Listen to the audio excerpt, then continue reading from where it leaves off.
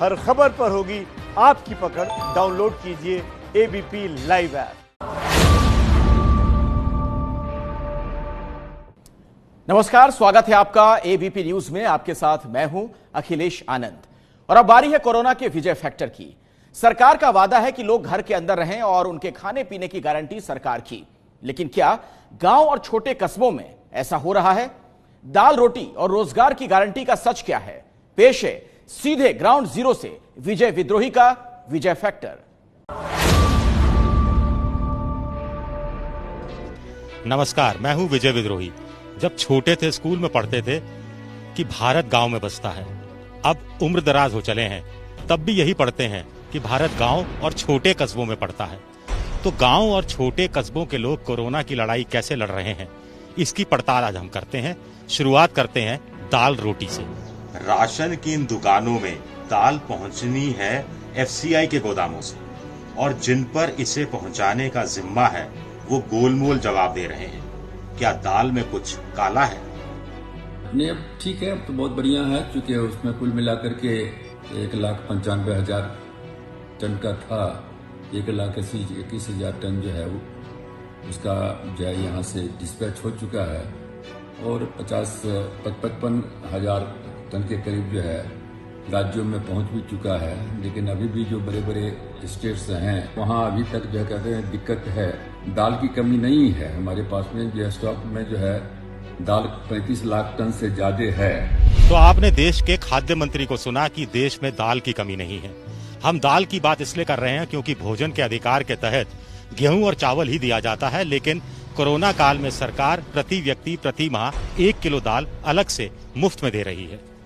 हम जयपुर जिले के बगरू कस्बे में हैं, एक राशन की दुकान के सामने हैं और यहीं से अपनी पड़ताल की शुरुआत करते हैं।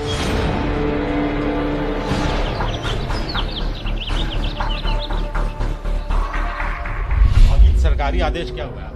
सरकारी आदेश हर महीने 10 किलो 5 किलो राजस्थान सरकार की तरफ से निःशुल्क और 5 किलो सेंट्रल गवर्नमेंट की तरफ से निःशुल्क।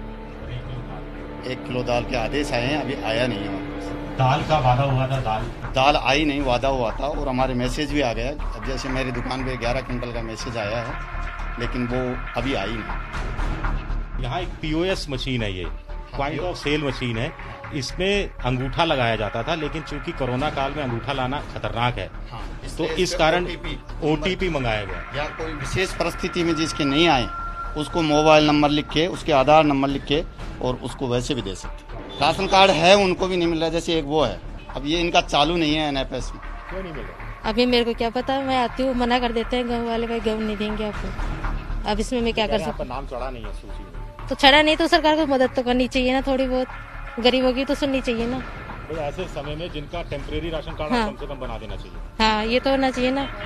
फिर है ये रहा ना राशन कार्ड, ये रहा मेरे पास, ये देखो। लेकिन कह रहे हैं वोटर लिस्ट में नाम। हाँ,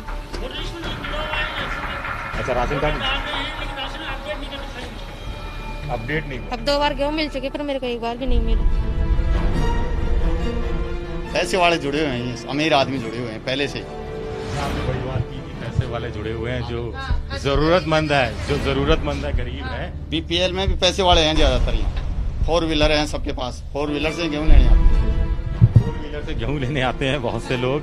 तो ये खाद्य मंत्री को भी देखना चाहिए और अशोक गहलोत दोनों को देखना चाहिए कि एक तरफ जो वंचित वर्ग है, जिसको वास्तव में खाद्यान्न की जरूरत है, उसे मिल नहीं रहा है, और दूसरी तरफ जैसा कि राशन की डीलर कह रहे हैं कि 4 व्हीलर पर लोग आते हैं, या एनएफएसए में भी वो लोग शामिल है, अमीर लोग जिनके पास कार्ड बना हुआ है। जिसके बाद राशन नहीं है, बंद पड़े हैं, उनके गेहूँ मिलना भी चाहिए।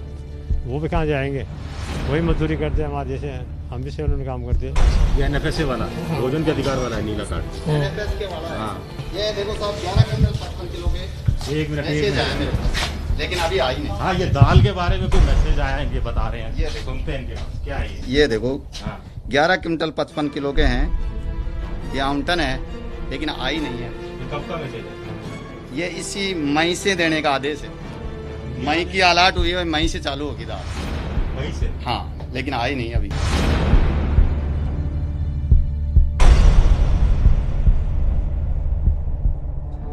गांव में मनरेगा इन दिनों संजीवनी का काम कर रही है।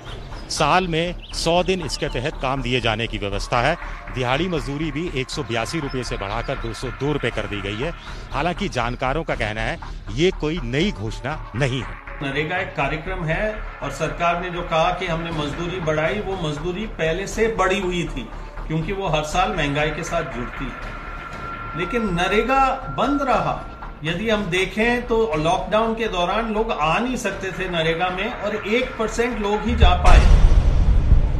राजस्थान में मनरेगा किस तरह जीवन रेखा है, इसका सबूत इसी बात से मिलता है कि जिस दिन मॉडिफाइड लॉकडाउन शुरू हुआ था उस दिन मनरेगा के तहत काम करने वाले मजदूरों की संख्या 20-22 हजार के आसपास थी, जो 2 दिन बढ़कर 6 लाख हो गई और अब यह संख्या 10 लाख को पार कर रही है। कुल मिलाकर राजस्थान में 1 करोड़ 13 लाख श्रमिक मनरेगा के तहत पंजीकृत हैं, जो जनसंख्या का 1/7वां हिस्सा है। 7 करोड़ के आसपास जनसंख्या है, यानी हर 7वां आदमी मनरेगा से जुड़ा हुआ है। राजस्थान में मनरेगा की दिहाड़ी मजदूरी भी 202 रुपये से बढ़ाकर 220-222 रुपये कर दी गई है। मनरेगा में यूं तो साल में 200 दिन का काम दिया जाता है, लेकिन औसत रूप से ये काम 47 से 48 दिन का ही मिल पाता है। कुल 3% से भी कम ऐसे लोग हैं जिन्हें 100 दिन का काम मिल पाता है। राजस्थान सरकार का कहना है कि कोरोना का भयंकर समय देखते हुए मनरेगा के तहत 100 दिन के काम को बढ़ाकर कम से कम 200 दिन कर दिया जाना चाहिए। पूरे हिंदुस्तान में राजस्थान दूसरे स्थान पर है जहां पर नरेगा श्रमिकों को रोजगार दिया जा रहा है। लॉकडाउन के बाद जो स्थिति बनी है उसमें लोगों को रोजगार कम है, अर्थव्यवस्था बिल्कुल चरमरा गई है और इस अर्थव्यवस्था को पुनर्जीवित करने के लिए नरेगा एक ऐसा सूत्र है जहां ग्रामीण क्षेत्र में रहने वाले जो लोग हैं उनको हम लोग आर्थिक मदद पहुंचा सकते हैं। मनरेगा में वैसे तो आमतौर पर 55 से 60 या उसके ऊपर की आयु के लोग आते हैं, लेकिन कोरोना को देखते हुए 25-30 साल के लोग भी, युवक भी अपने आप को पंजीकृत करा रहे हैं। इसका सबूत यही है कि लाखों लोगों की नौकरियां छूट गई हैं। जो दिहाड़ी मजदूरी करने गांव से बाहर शहरों में जाया करते थे वो भी बेरोजगार हो गए हैं। राजस्थान सरकार के केंद्र सरकार पर 305 करोड़ से ज्यादा मनरेगा के बकाया है। राजस्थान सरकार वो बकाया पैसा मांग रही है और साथ ही साथ मनरेगा के तहत जिस तरह से काम किए जाते थे उसमें भी बड़ी छूट दी है। नरेगा की योजना के अंदर कुछ परिवर्तन हम लोगों ने किया है और उसके सकारात्मक परिणाम भी आए हैं। हम लोगों ने नरेगा का जो समय है वो बदल दिया है। सुबह 6 बजे से लेकर दोपहर के 1 बजे तक लोग काम करें ताकि दोपहर की गर्मी में लोगों को मजदूरी ना करनी पड़े। हम लोगों ने 80% जो काम है वो व्यक्तिगत काम करवाए हैं, लोगों के घरों में, मकान में काम करें और फिर भी उनको दिहाड़ी मिलेगी तो उनको आर्थिक ताकत देने का काम हम लोग करना चाह रहे हैं। और हम लोगों ने नरेगा में जो स्वच्छता है, जो सोशल डिस्टेंसिंग है वो मेंटेन करने के सख्त निर्देश दिए हुए हैं। मनरेगा की बात करना इसलिए भी जरूरी है क्योंकि हिंदुस्तान में किसान भयंकर कर्ज से डूबे हुए हैं। 52% किसानों पर कर्ज है। कर्ज औसत रूप से 1 लाख रुपए का है। आपको जानकर हैरानी होगी कि बैंकों का एनपीए यानी डूबत पैसा, जो डूब रहा है पैसा, वो 10 लाख करोड़ रुपए है और किसानों पर कुल मिलाकर 11 लाख करोड़ का कर्ज है। नाबार्ड की रिपोर्ट ये भी कहती है कि हिंदुस्तान के अंदर एक किसान 1 महीने में 8,931 रुपए ही कमाता है। इसमें भी आपको हैरानी होगी कि खेती से सिर्फ 3,000 रुपए कमाता है, पशुपालन और अन्य गतिविधियों से 3,000 और बाकी 3,000 मजदूरी करके कमाता है। ऐसे में किसान सम्मान निधि के तहत 2-2 हजार यानी 6,000 रुपए सालाना जो दिए जा रहे हैं वो भी काफी कम है। हालांकि अभी भारत सरकार का कहना है कि 8 करोड़ किसानों को 16,000 करोड़ रुपया दिया जा चुका है। हम कुछ किसानों से यहाँ बात करते हैं। आपको मिला क्या किसान वाला पैसा अभी आपके खाते में? केंद्र से तो आया 2,000 रुपये। कब आया? वो आया मेरे पास मैसेज है साहब। राज्य सरकार से तो नहीं आया, केंद्र से आया है। केंद्र से आया? अभी आया हाल में? अभी 7 आया 7 मार्च को, नहीं 7 अप्रैल को। 7 अप्रैल को आपके पास? आपका ही नहीं आया। मेरे पहले तो आया, पहले साल में, आपका नहीं आया। आपका आया? बाहर नहीं आया, पहले की साल में आया। जो ये गेहूं आया था, गेहूं कट गया, अभी कहाँ रखा गेहूं? गेहूं घर पे पड़ा है, घर पे पड़ा है गेहूं। तो क्या सरकार नहीं खरीद रही? नहीं खरीद रही साहब। कब से खरीदेगी? अब पता नहीं अब क्या कब खरीदेगी। तो आप क्या मनरेगा के काम चल रहे हैं? कुछ नहीं चल रहा, बंद है मनरेगा, नहीं चल रहा सर। तो और क्या आप चाहते हैं सरकार को किसानों का के लिए क्या करना चाहिए? क्या करना चाहिए? हाल तो बिजली बिल ही माफ नहीं कर रहा है, बिजली का बिल ही दे दिया है। 7 तारीख को बिल भरना है, लॉकडाउन में बिल कहाँ से भरेंगे हम? 100 दिन में नहीं मिलता। नहीं 100 दिन तो मिल जाता है, अपने बाहर चलाता नहीं है तो फिर 2 दिन पूरा हो जाएगा। भाई काम हो गया, नई साल आ गई, ये आ गई, ये होता है और क्या होता है। राशन कार्ड है आपके पास? हाँ है ना। हमारे वो डाला ही नहीं फ्री वाला गेहूँ, डाला ही नहीं हमारे मोबाइल में।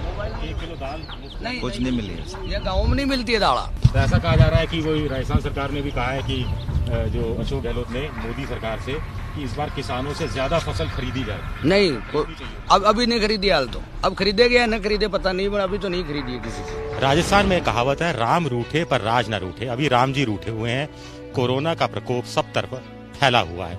ऐसे में लोग यही उम्मीद कर रहे हैं, यही गुहार लगा रहे हैं कि राज कम से कम ना रूठे, यानी सरकार ना रूठे। कैमरामैन गोविंद साहू के साथ विजय विद्रोही, बगरू, जिला जयपुर, एबीपी न्यूज।